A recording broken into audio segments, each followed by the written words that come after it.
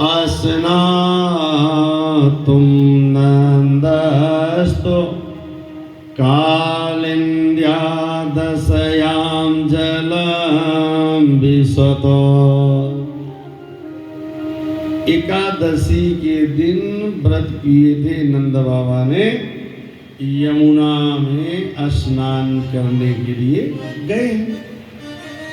अच्छा, आप ध्यान देना कि हमें कब स्नान करना चाहिए और कितने बजे और कहाँ और कब स्नान करना चाहिए।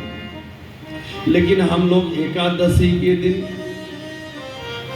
चावल खा लेते हैं तो इंडियन एचपी भारत गैस हो जाता है, घुटने में दर्द होगा क्योंकि चावल में जल पाया जाता है ना।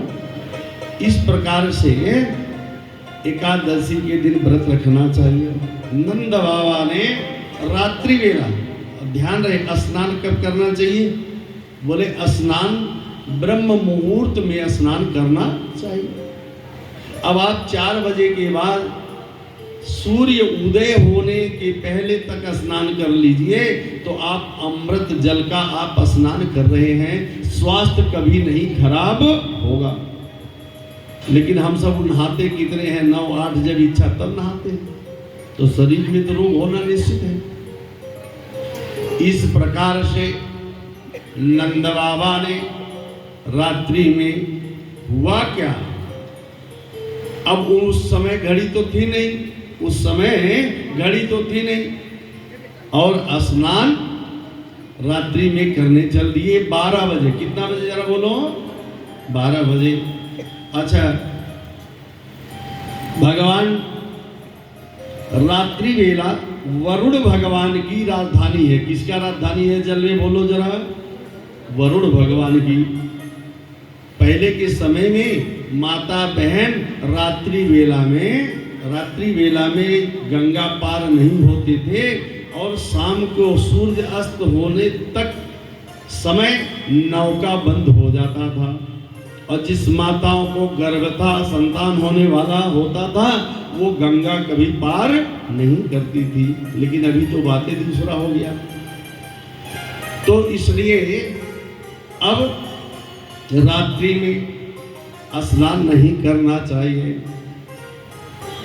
तो ब्रह्म मुहूर्त में हमें स्नान करना चाहिए। तो वो बोले कैसा जल है? बोले वो अमृत है। अब वहाँ 6 बजे के बाद 8 बजे तक कोई नहाता है तो वह पानी हो गया है। क्या हुआ? अब वो अमृत खत्म हो गया, वो पानी हो गया। और 8 बजे के बाद से कोई स्नान करता है तो कहते हैं वह रक्त स्नान हो गया। क्या हो गया जरा बोलो? रक्त स्नान। रक्त स्नान माने समझते हैं?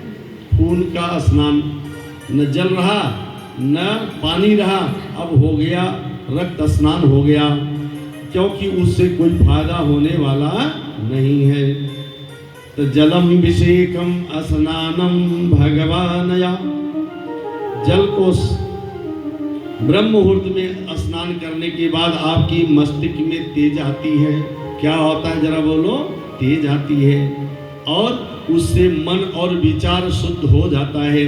जैसे आप विचार करना, रात्रि में 2 बजे तक नींद नहीं आएगी, 3 बजे तक नहीं नींद आएगी, लेकिन जैसे ब्रह्म मुहूर्त होगा उस समय इतनी जोर की नींद आएगी कि उठने का मन नहीं करेगा। क्यों?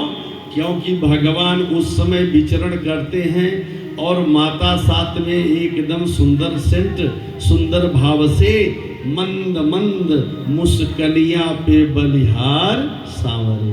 तो भगवान का मंद मंद हवा चलता है और मुस्कान भी मेरे गोविंद करते रहते हैं, इसलिए ब्रह्म मुहूर्त में बड़ा ही सुंदर नींद आ जाता है। तेरी मंद मंद मुस्कलियां पे